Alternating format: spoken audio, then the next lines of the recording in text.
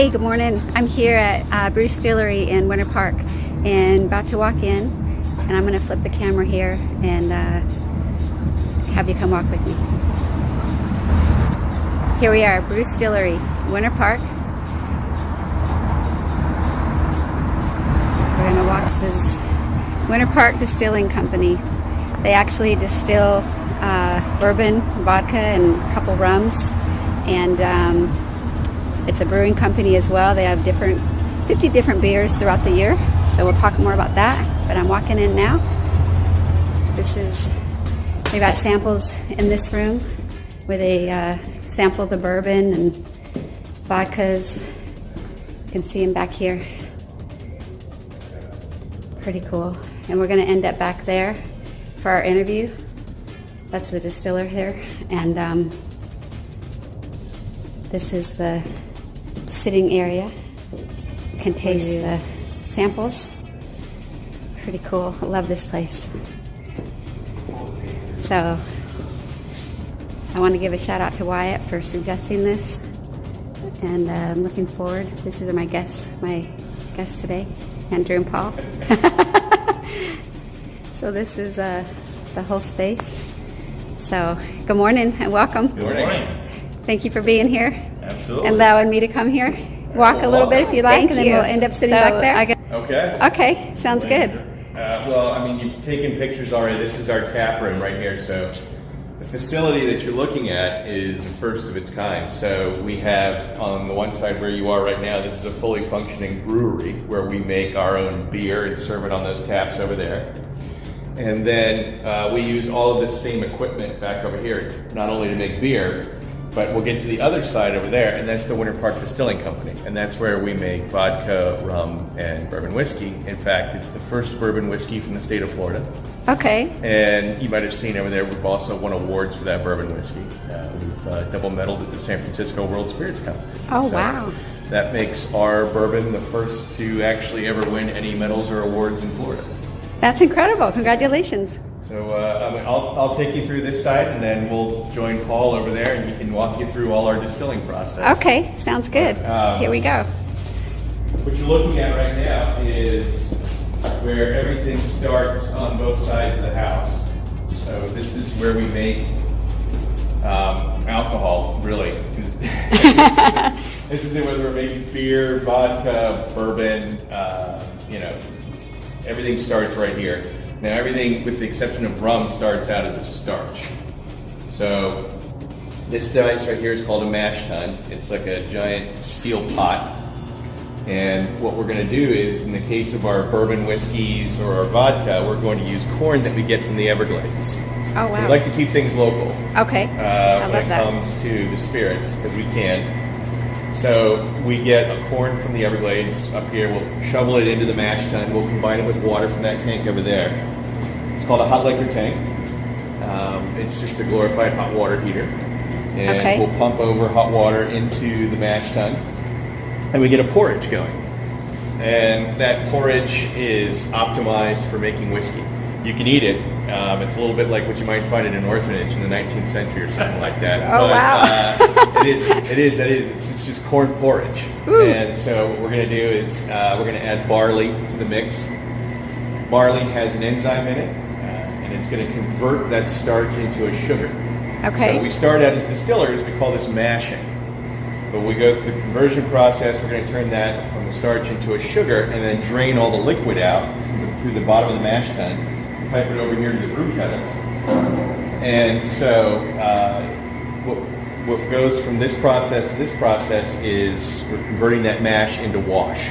So instead of having a starchy porridge now, we have a sugary porridge. Well, a sugary liquid, pardon me. That's going to start the next stage of the process, which is really important because really the biggest character in all of this has an incredible sweet tooth, and that's the one that makes alcohol. Okay. So if you want, we'll go on over here. Here we go. And incidentally, just so you know, for beer making, it's the same process, but instead of using corn, we're going to be using different malted grains. Of course, brewing also requires hops and other things that you can see in the brew kettle. But our brewer's going to wake up one morning and say, well, I want to make a Pilsner or a Russian Imperial Stout or a Kolsch. and he's going to select from a different malt range from Europe, the Midlands of the UK, from the United States, to make that same mash and go through the same starch conversion process. Okay, interesting. But brewers call that liquid the wort. So we're going to pipe in our wash and our wort over here into these guys. These are fermenters. They're about 200. So what happens is we're going to pipe in the wash, and then we're going to throw in yeast. Now it's not like bread yeast. Over the years, they've almost been interbred like dogs in a kennel club. Different varieties of yeast will enhance your alcohol the best. Okay. So we're going to pitch yeast into there. Yeast does something that nothing else on earth can do, and that's consume sugar and expel ethanol and carbon dioxide. So when you're making bread, you want carbon dioxide to leaven your loaf. For us, we're looking more for the ethanol that comes out of here. After about a 10 to 14 day fermentation period, we're going to have about 4 to 8% alcohol by volume for our wash that goes to the distillery. Our beers typically range from about 4.5% to 12% alcohol by volume. But so after this process, beer making is actually 90 to 95% done. Brewers will tell you it's kind of a joke, a half joke, that they're less about making beer than they are about babysitting yeast. And okay. That's really where all of this comes in, because the yeast do all the hard work, really. So that's the key. The beer. Okay. So after that, we're going to, that's carbon dioxide. We're going to drain these fermenters. So you can see there's actually yeast at work inside the fermenters. Wow, okay. Beer goes here into a bright tank. It's for home brewers out there. This is what we call for a secondary fermentation. It allows us to do things, among others, is put gas in the beer so you can get a nice frothy CO2 head on it. We can also put nitro gas layered in on top of that. So we can have a Guinness stout. So we'll make one type of stout beer. We'll take half the batch and make it CO2. The other half you can put nitro, and now you've actually got two different beers, because the nitro beer will taste completely different. Out of the same batch. Uh-huh. Interesting. Okay. So everything gets kegged off of here, and generally our beers go straight out onto tap. We do have a few in distribution around town, so you can just always look for us on the tap menu. Okay. Look for the Bear and Peacock.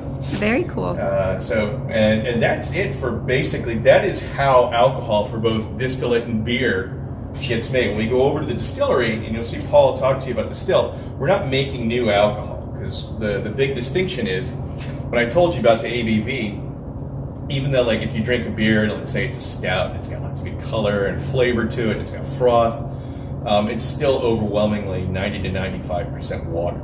Oh. And that's a big distinction for when you get over to the distillery. Not 5 to 10%. We want to make it 40% to 55% almost. Okay. In terms of the potency, and that's all part of the distillation process. Interesting. Very cool. So we're going to move from the Bear and Peacock over into the Winter Park Distilling Company. Okay, and here we go. Believe it or not, two completely different companies. They each have their own LLC articles, their own licenses, their own bank accounts, but Paul and I own both. Okay. That's interesting. That's why you don't see more brewstilleries. When we built this place out, the government said, the federal and state government said, you know what, you need to put a wall in between the two businesses and have separate ingress and egress. And the reason for that is, of course, when you produce alcohol in the United States, you owe a tax the minute that it's created, really, in essence. Okay. And so it's called an excise tax. Whether you're making beer, wine, or spirits, you owe production excise tax. And so alcohol can't leave here until that tax is paid. I see. Okay. When we were building this out, the excise tax on the liquor over here was a lot higher than on the craft beer. And so in order to keep Paul and I honest, they said, you know what, we want to make sure that you're taxing alcohol on the right side of the house at the right time. And that's why you don't see more brewstilleries. It's an extra 16 or 17 hoops to jump through. Wow. Okay. All right, Paul's going to walk you through our distillation and aging process. Thank you, Andrew. Appreciate that. This is the star of the show over here. This is our still. Okay. So as Andrew pointed out to you earlier, the process starts on the brew side. We create a mash, like in the case of our whiskeys, it would be primarily a corn mash. And so, as he pointed out, we use Florida corn. Okay. And try to locally source as many ingredients as possible. So we're going to ferment that to between 8 and 11% alcohol by volume before we then transfer that wash, that mash, into this pot, right? Okay. So, and then the way this whole process works is based upon the fact that alcohol has a lower boiling point than water. So at about 174 degrees Fahrenheit, alcohol starts to vaporize. Of course, all the water-based stuff won't do that until 212 degrees. So that vaporized alcohol will start to work its way up the column. So I'll kind of walk you through how this works here. So this still was designed by us and built out by Florida, and when we took delivery of it, it was the only one like it in the world. It's a custom built to our specifications still. And it's very flexible in that we can make really high quality vodka, rum, and whiskey all on the same still. And you might notice it looks different than some stills that you've probably seen before. And so when that vaporized alcohol starts to work its way up the column, it's going to come up this column.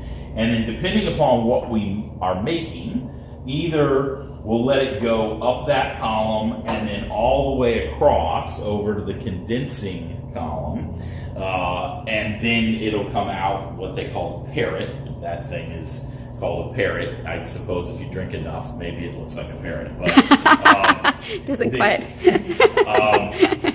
Not this morning yet. Yeah, exactly. So on the case of vodka, for instance, we want that to be as high proof, as clean, as smooth as possible. So what we're going to do is we're going to bring that up this column. We're then going to bring it down this pipe here and then go back up through this column. Now, inside of this column and that column are the same thing. Okay. And you see it a little better in this because it's a glass column. It's a little fogged up from previous use here. But basically, each one of these are plates. And then there's something called a pro cap on there. And what that allows is for redistillation along the way. So the distillate will form in a liquid form on each one of these plates. And then in order to get to the next plate, it will have to re-vaporize and then recondense. So each time it jumps from one plate to the next, it has to redistill. So when you hear about a vodka being 3 times distilled or 6 times distilled, that's how that's happening. Oh, okay. And in our case, we have 4 plates on this side, and then we have 6 more plates on that side. So if we run our vodka through these 4, then back down, and then up through another 6, we have a 10 times distilled vodka. Wow. The other thing that we should note here is that we're able, with this manifold behind me here, to control how much cooling water is coming through those copper pipes into each one of these columns. And that's just as critical as how many times it's distilled, because by controlling the cooling water, it controls how much reflux in each one of those columns, which is essentially how much downward pressure there is on that alcohol. So the more reflux, the more times it's going to redistill, the more time it's going to spend in that column, and the better it's going to separate out the impurities from the actual ethanol. So in the case of vodka, we're going to run a lot of cooling water. We're going to run through all 10 plates, and it's going to come off the still somewhere between 192 and almost pure alcohol, right? Okay. We will then cut that back down to bottling proof by using our reverse osmosis water. We have a very good water system here. So we bring municipal water that then goes through a carbon filtration system. So we have about 400 pounds of active carbon in a carbon filtration system.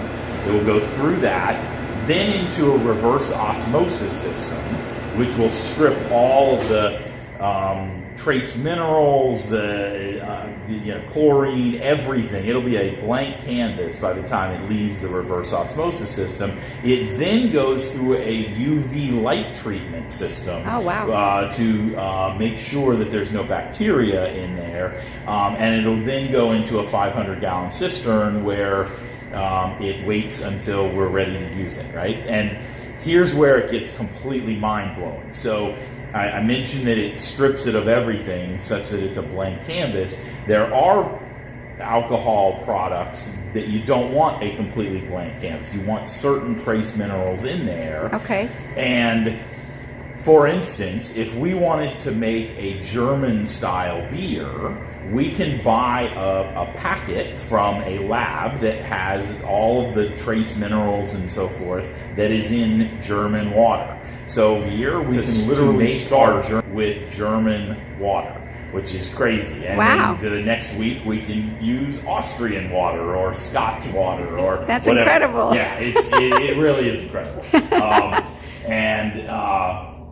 So in the case of whiskey on this still, whiskey you want a lot more character, right? You don't want it to be neutral. You want to be able to taste those grains. And so in that case, we're not going to use this column at all. We're only going to go up through this column, and we're going to use very low reflux. We're going to use very little cooling water. Okay. And that allows for the whiskey to come up through much quicker and without as much resistance. It's going to come off the still at only around 140 or 150 proof.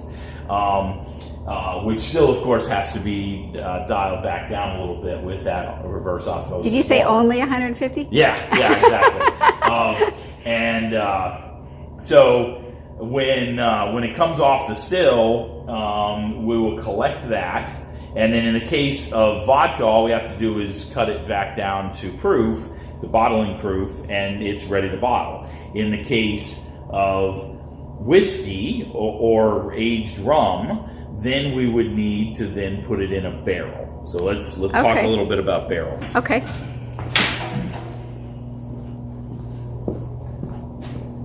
So these are barrels. They are almost all white American oak barrels. We have a couple of French oak barrels that we traded, swapped out some of our bourbon barrels for some port barrels from our friends. All white in order to make bourbon. Bourbon is a very specific kind of whiskey. The broad umbrella of whiskey encompasses everything from Scotch to Canadian whiskey, Irish whiskey, but one of those columns is bourbon. And bourbon is what they call America's spirit. One of the things, there's a many boxes you have to check. It has to be at least 51% corn. It has to be aged in a new white American oak barrel. The barrel has to be charred on the inside. And this is a stave. This is what barrels are made out of. Okay. This is what they call a char, which is basically it's burnt on the inside. Okay. This is an example. This is a number 3 char right here. Okay. This is a number 4 char. Oh, wow. And you Quite a can difference. see, yeah, exactly. So it's on a scale of 1 to 4. This is the highest one. Okay. They call that an alligator char because it kind of looks like the back of an alligator. Definitely. And what that does is chemically changes that wood in the same way that if you caramelized an onion on the stove, it chemically changes that onion. It has a totally different flavor profile. It releases sugars and tannins, and those things are what really make the whiskey. So whiskey, just like all spirits, come off the still completely clear. It looks like water. Okay. And you put it in the barrel. The barrel accounts for 100% of the color of a whiskey, and depending on who you ask, about 50% of the flavor profile of that final product. Okay. And so this is a very important step in the process. We have sort of an advantage here in the inner peninsula of Florida with our environment, our environmental conditions, what wine people would call terroir. Okay. And so what you want when you put whiskey in a barrel is for it to heat up, build up pressure, and push into that wood. And then you want it to cool down and pull back out of the wood, bringing with it all those wonderful things in that charred wood. I see. And the makes sense. more times and the better it breathes in and out of that wood, the better whiskey you're going to get, and the faster you're going to get that good whiskey.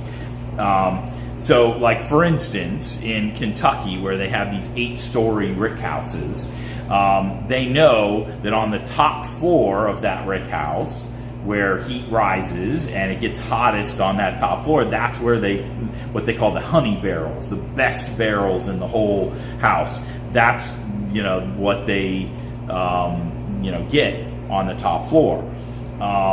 Here in Florida, it's hot and it's humid almost the whole year, right? Yes. So and this is an unclimate controlled room that we're in, and so that whiskey breathes in and out of that wood all year long in a way that it doesn't in Kentucky nor in Scotland, right? So a Scotch that's 15 years old might have the same maturity as a 5-year-old Kentucky bourbon. Because it just hasn't gotten hot in Scotland, right? Okay. And in Kentucky, it gets hot for maybe half the year, right? Here, it's hot and humid most of the year, right? Then we have one more sort of advantage is, what does it do every summer afternoon here in Florida? It rains, it pours. Exactly. And so during about half an hour, it clouds up, the temperature drops, the barometric pressure drops, and all of these climate conditions conspire to take that whiskey that's been pushing all day long into that wood as hard as it can, and it sucks back out of the wood, bringing with it all those good things. And I don't know of anywhere else in the world, really, that has that same kind of climate conditions, right? So you can see, if you look at the side of this stave, you can see the line of how deeply the whiskey penetrates the wood. Wow. And it really pushes way into that wood. So you don't get quite that level of penetration in a lot of other locations. So I'm sorry? I was going to say, what is the time frame for the barrel? So this is called a barrel thief. So this allows us to dip into the bung and to pull some whiskey out and taste it. Same thing that winemakers use to dip into their barrels. Okay. And so we dip into the barrels when we think they're getting close, and then we taste it, and it's ready when we say it's ready. Right? Okay. So each barrel is different, believe it or not. Depending on what the flavor is that you're looking for. Exactly. Okay. And so as hard as it is to get your head around how you can take the same whiskey from the same batch and put it into two what look like identical barrels, put them right next to each other, and come up with different whiskeys, it's crazy. But it's an art. For instance, this barrel might have been cut from the trunk of that particular tree. Okay. And this barrel might have been cut from some branch of that same tree. And the density of the wood might be a little different. The that the way it was cut might be a little bit different. There's too many All of variables these to be able to isolate that completely. So you just have to taste each one. So the answer to your question is usually between 2 and 3 years in one of these barrels. Wow. So you have to plan far ahead when you're making whiskey and hope that your projections are on the money. So. So that's cool. Barrels. I'll mention this barrel because it's kind of a special one. I was wondering with all the signatures on it. Burns Steakhouse over in Tampa, who they had been selling our products for a couple of years, and they came to us back in, I think it was like 2014, 2015, and asked if we would be willing to collaborate with them on a special Solera bourbon. Something that's very rarely this done. Is something that bourbons, sherries are often done in a Solera fashion, occasionally rums.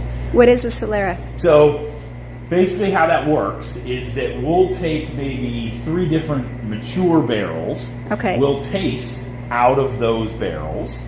We'll then do a blend, and the folks from Burns help with that process. They come sit at our bar and we taste out of these different barrels, and there's sommeliers and bar managers and general managers and some of the finest palates in all of Florida come to our humble little place here, and we taste some of these whiskeys and do a blend.